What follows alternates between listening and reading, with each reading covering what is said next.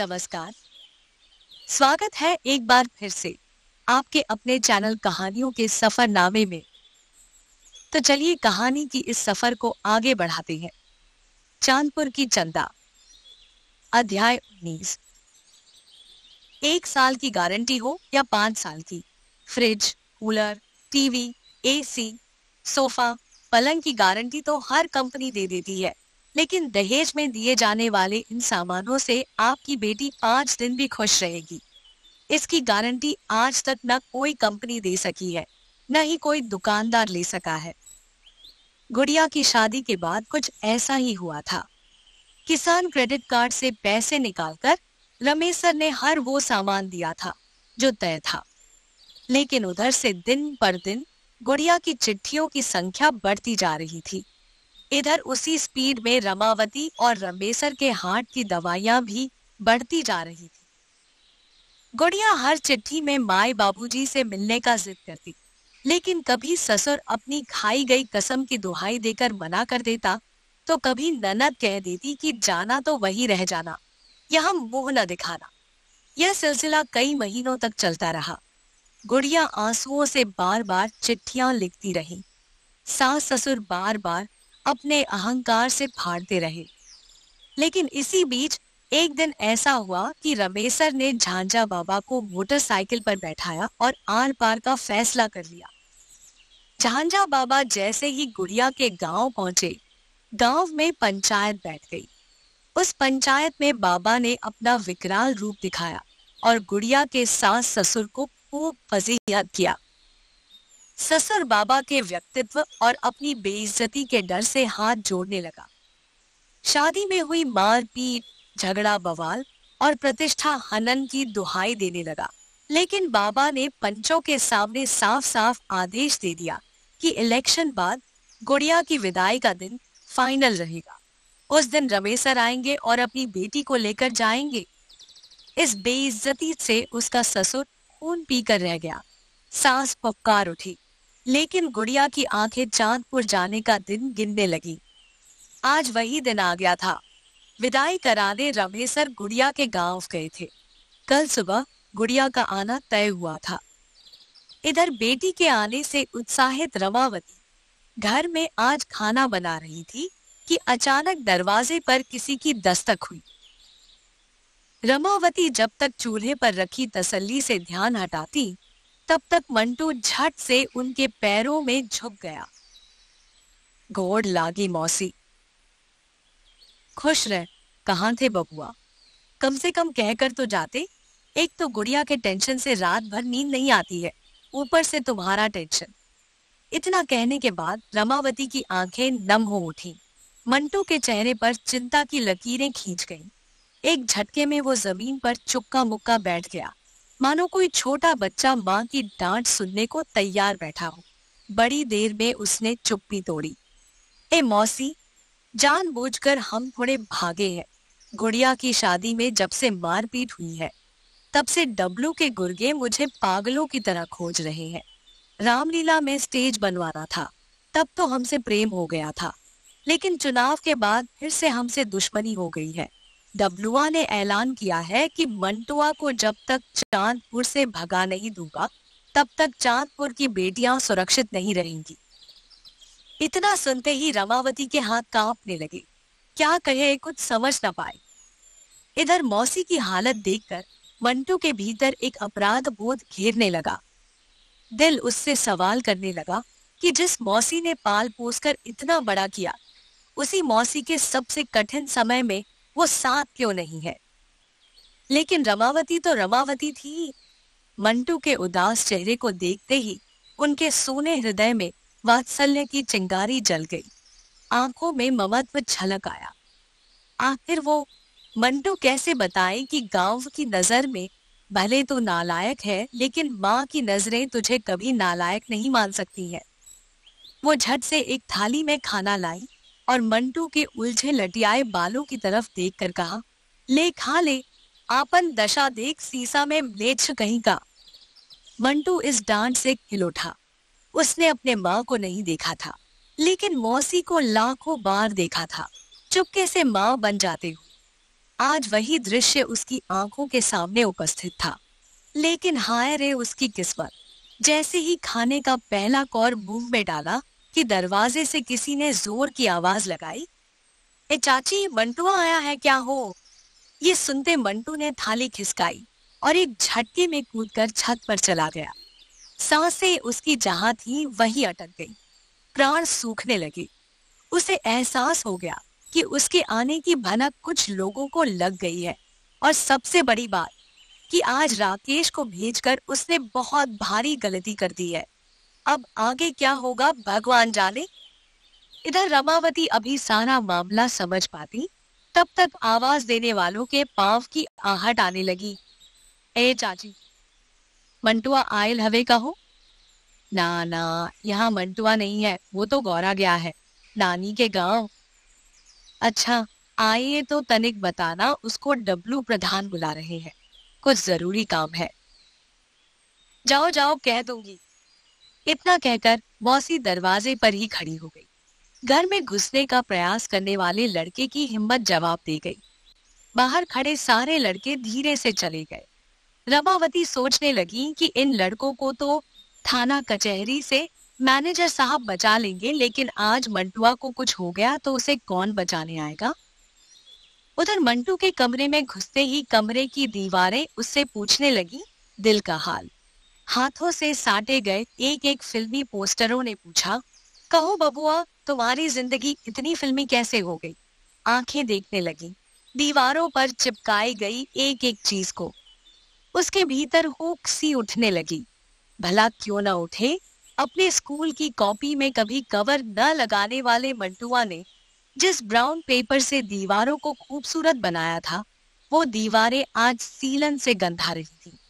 उसका वो second hand tape recorder, वो गली में रखकर जुगाड़ से बनाए गए साउंड बॉक्स, झंकार देने के लिए अलग से लगाए गए ट्यूटर, सब उससे पूछने लगे थे, कहाँ थे इतने दिन?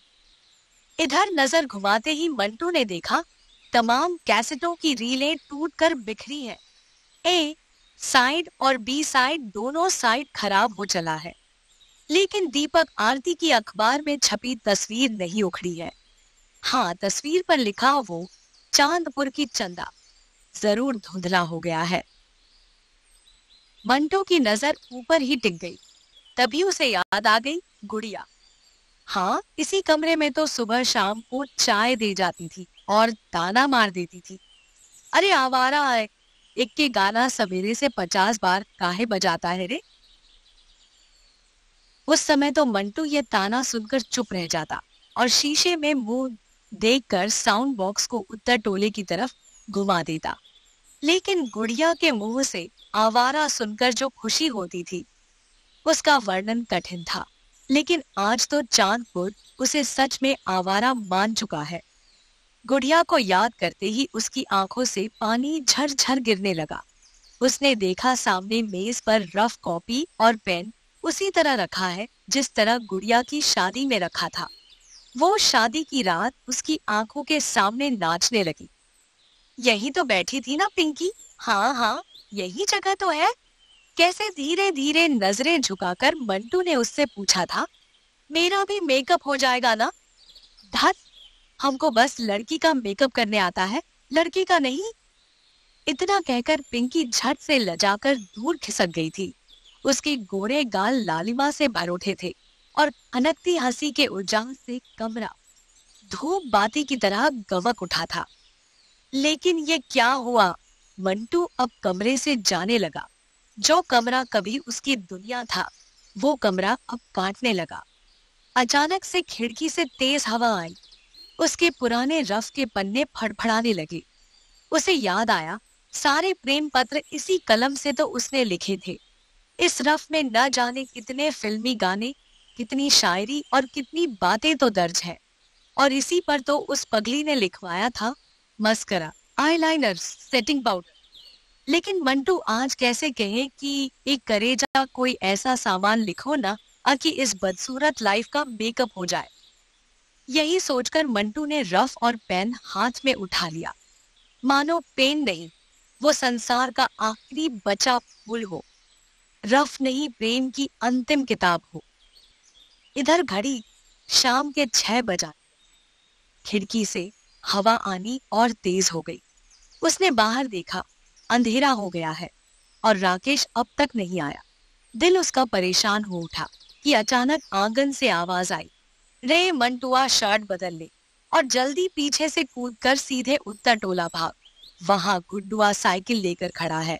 5 मिनट में घाट पर पहुंच, हम नाव लेकर इंतजार करेंगे। राकेश की ये बातें सुनकर मंटू की जबान न खुल सकी। उसने ईश्वर को धन्यवाद दिया, रफ पेन को पैंट में खोसा और छत की पीछे वाली गली में छलांग लगा दिया। इधर चांदपुर घाट एकदम सूना पड़ गया था। यूपी बिहार का बॉर्डर होने के कारण सांझ होते इस दियारे में अवैध गतिविधियां शुरू हो जाती थीं। यही वो समय था जब चोरी के सामान, चोरी के मवेशी, गांजा, हथियार, दारू, हेरोइन इस पार से उस पार पास किए जाते थे। हर 1-2 महीने पर गोलियां चल जाती थी। इसका ख्याल आते ही राकेश का धैर्य जवाब देने लगा। उसने देखा, घड़ी में 7:30 बज गए, लेकिन मंटू अब तक नाव के पास नहीं आया। राकेश का डर बढ़ने लगा। वो मुट्ठी बांधकर टहलने लगा, चारों तरफ नजर दौड़ाता और फिर टहलने लगता। दूर दूर तक कहीं मंटू का नामो निशान नहीं दिख रहा था। अचानक कहीं दूर से आवाज आई, हे राकेश, इधर देख। राकेश की जान में जान लौट आई। काहे देर हो गया रे? अरे यार, गुड्डुआ को छोड़कर सीधे गए उत्तर टोला, जाकर पिंकी का घर देखे, लेकिन कहीं अता पता नहीं चला यार। फिर तिरकटे रास्ता पकड़कर उधारी के डेरा से रास्ता बदलकर सरजू जी के नीचे उतर गए। वहां से नीचे नीचे यहाँ आ गए, किसी को पता तक न चला। राकेश ने सर पीट लिया। ठीक है, जल्दी बैठ, वरना बाबूजी हमको छोड़ेंगे नहीं। ऊपर से टॉर्च का सेल भी खत्म है। मंटू नाव पर बैठ गया। 7:45 बज गए थे। हवा में ठंड के आने की आहट होने लगी थी। मंटू ने जिस गमछे से पगड़ी बांधा था उसे खोलकर ओढ़ लिया। थोड़ी दूर बाद राकेश ने एक कागज देते हुए कहा, ये देख, हम क्या लाए हैं। कहे थे ना, पिंकियां लिखेगी जरूर। मंटू की आंखें चौड़ी हो गई, मुरझाया चेहरा चमक उठा। वाह रे दोस्त, दोस्त हो तो ऐसा हो। मन खुशी से झूमने लगा। एक झटके में मंटू के हृदय का रक्त प्रवाह तेज हो गया। राकेश ने आवाज दी, ज्यादा सनी देओल मत बनो, डब्लुआ अमरीश पुरी हो गया है। दोनों हंसने लगे। मंटू ने पगड़ी ठीक करके कहा, 2.5 किलो का दिल है रे मेरे पास। ये सुनकर राकेश मुस्कुरा उठा। इधर सरजू की अपार जलराशि में उथल पुथल होने लगी। मंटू ने देखा, ठीक सामने चांद निकल रहा है और उसका प्रतिबिंब पानी में झलक रहा है। चांद देखते ही उसकी चंदा याद आ गई। मंटू ने राकेश के झोले से टॉर्च निकालकर जला दिया। आंखें प्रेम के प्रकाश से भर गई। पिंकी का खत खुल गया। प्यारे मंटू, मोहब्बत यूपी का बोर्ड का एग्जाम नहीं है कि हम तुम नकल मारकर पास हो जाएंगे। मोहब्बत वो दीर्घोत्तरीय प्रश्न है जिसका जवाब न विद्या की गाइड में मिल सकता है, न काका की गाइड। अब तो हम सोच लिए हैं कि इस एग्जाम में फेल ही होना है। दीपक आरती बस फिल्म में ही मिलते हैं, असल जिंदगी में नहीं। लेकिन एक पागल जाने दो, रोना मत। रो दोगे तो समझ लेना मैं भी रोऊंगी। बाकी क्या कहूँ, मेरा हाल तो उस मछली का हाल हो गया है जिसके सामने मगरमच्छ है और ऊपर मछेरे की कांटियां। पानी में रहने पर भी खतरा है और बाहर निकलने पर भी। तुमको तो पता होगा ही, आजकल घर की सबसे बड़ी समस्या मेरी शादी है और शादी में दिया जाने वाला दहेज का सामान है। चाची चाहती है कि किसी लड़के से कहीं भी कभी भी शादी करके इसे हटाओ। इधर चाचा चाहते हैं कि भले खेत बेचना पड़े, लेकिन पिंकी की शादी ऐसी जगह हो कि उसका हाल पूनम जैसा न हो। तुम तो जानते हो ना, जिसका हाथ दूध से जल जाता है वो मट्ठा भी फूंक कर पीता है। चाचा का हाल वही है, लेकिन जहर पी चुकी चाची समझने को तैयार नहीं है। आज वो अलग ब्याह तय कर रही है, चाचा अलग ब्याह तय कर रही है। कभी कभी तो मन करता है कि खुद को आधा आधा काट कर दोनों को दे दो, लेकिन आज ही माई और पूनम का चेहरा सामने आ जाता है। और सारा गुस्सा आंखों से निकल जाता है। ए मंटू, आज पहली बार तुमसे कह रही हैं, चाचा का मुंह देखकर ही जी रही हूँ, वरना प्राण कभी का निकल गया होता। तुमको क्या पता कि हाई स्कूल इंटर की फीस तो मैंने मनोज वो भौजी से कर्जा लेकर दिया है। उनकी सिलाई मशीन ना होती तो एक कायदे का कपड़ा भी नहीं होता कि कहीं पहन कर जाऊं। थोड़ा बहुत मेकअप करने और सिलाई करने नहीं आता तो एक एक रुपया के लिए तरसना पड़ता।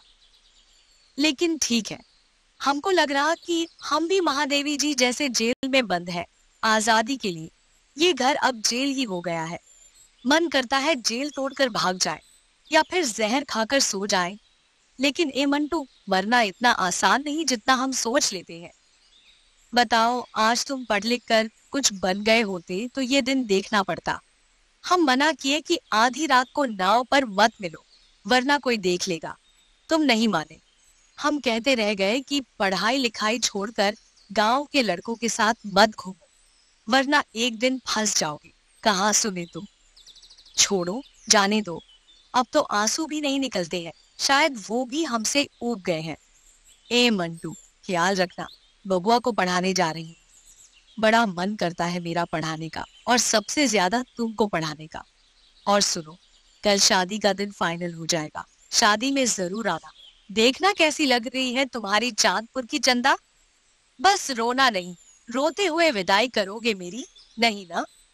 पता नहीं क्यों तुमको चिट्ठी लिख के मन इतना हल्का कैसे हो जाता है। भगवान ना करे ये मेरी आखिरी चिट्ठी हो। तुम्हारी चांदपुर की चंदा। कहने को तो यह सिर्फ एक चिट्ठी थी, पर हर शब्द, हर लफ्ज जैसे दिल से निकली एक सिसकी थी। मोहब्बत में हार जीत नहीं होती, बस कोई किसी की हो नहीं पाता। आज सरजू की लहरों पर सिर्फ एक सवाल तैर रहा है, क्या चंदा सच में हमेशा के लिए दूर हो जाएगी, या मोहब्बत फिर किसी मोड़ पर लौटेगी? पता नहीं, पर इतना जरूर पता है, जिस दिन मंटू की आंखों से आंसू गिरे, चांदपुर का चांद भी शायद उदास हो जाएगा। शायद ये चिट्ठी आखिरी हो, लेकिन मोहब्बत की कहानी अभी बाकी है। मिलते हैं अगले भाग। तब तक के लिए धन्यवाद।